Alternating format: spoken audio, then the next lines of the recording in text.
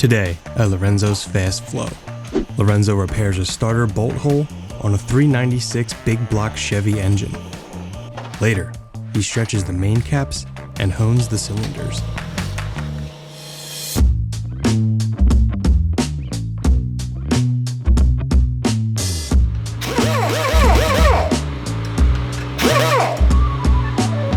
Today we're working on a 396 for Chris at NoNonsenseKnowHow. He had a broken block where the starter mounts. There was only half a bolt hole left. So I preheated that whole front and then I filled it all in with a nickel bronze rod, which really sticks to cast iron.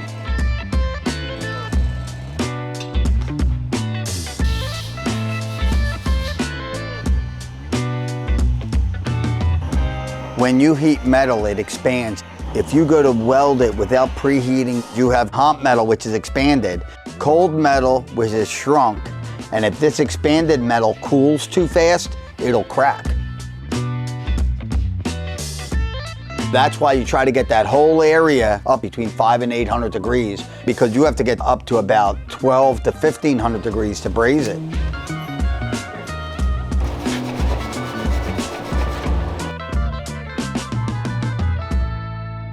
After I brazed the block and I put more material there than I needed, I put the block up in the bridge port and I milled the top surface and the bell housing side, leave it about 1 thousandths high, and then I just block sand the extra thousandths off.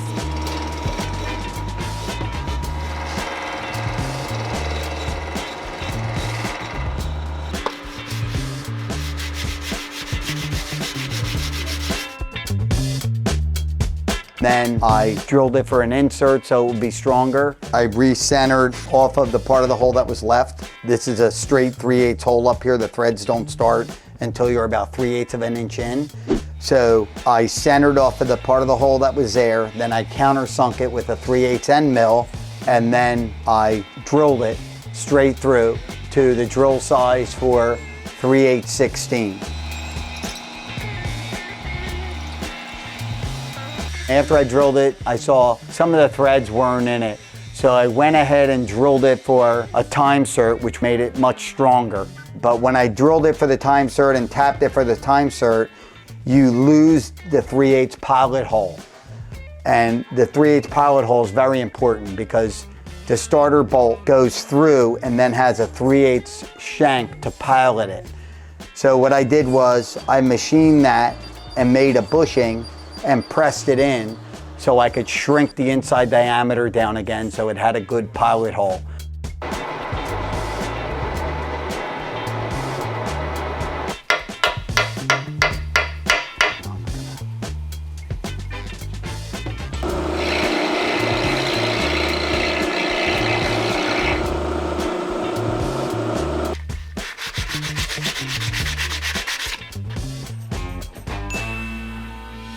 So the repair came out really great for that. And then the main caps were loose, so we had to stretch the main caps.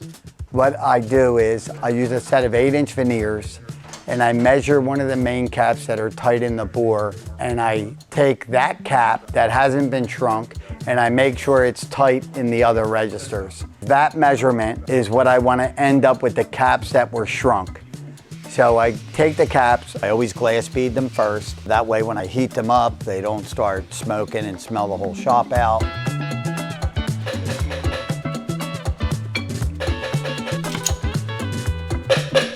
I put them in the press and I heat them up to about 500 degrees. I put about 3 to 5 tons on them. As soon as I put some pressure on them, I put the calipers right on the cap and I measure what it is. I know the number I need to get to, and I generally bend the cap 20 thousandths further than the number I want. And I let it sit there for a while, and when I release the pressure, the cap comes back some. That's why you need to go past that point. The first time I go 20 thousandths past the point, I hold it there. I try to cool the cap with some wet rags while the pressure's still on it. And then when I release the pressure, I measure it again, and generally I'm about 5 thousandths too big because the cap is still hot. So the cap is expanded still. It's still bigger than what it's going to be when it's fully cooled off.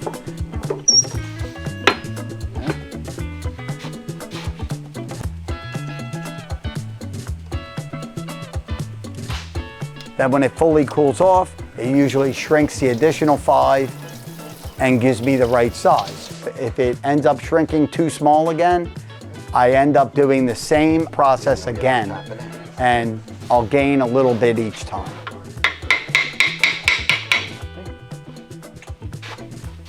And that's how you straighten caps.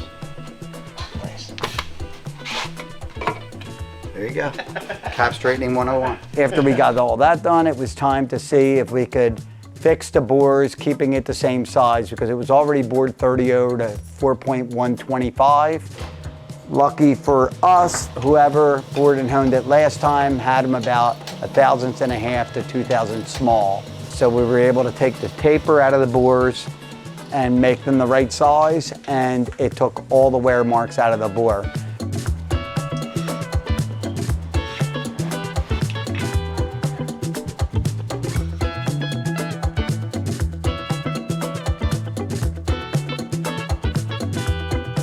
These 396 blocks, all the 4-bolt main blocks, all the 425 horse blocks, the ones that had rectangular port heads with larger intake valves, they all had this little intake relief here for the intake valve, so it didn't obstruct flow as much. This is an early block, so a lot of the early 2-bolt main blocks also had this valve relief, which is very good to have because it helps with the intake flow.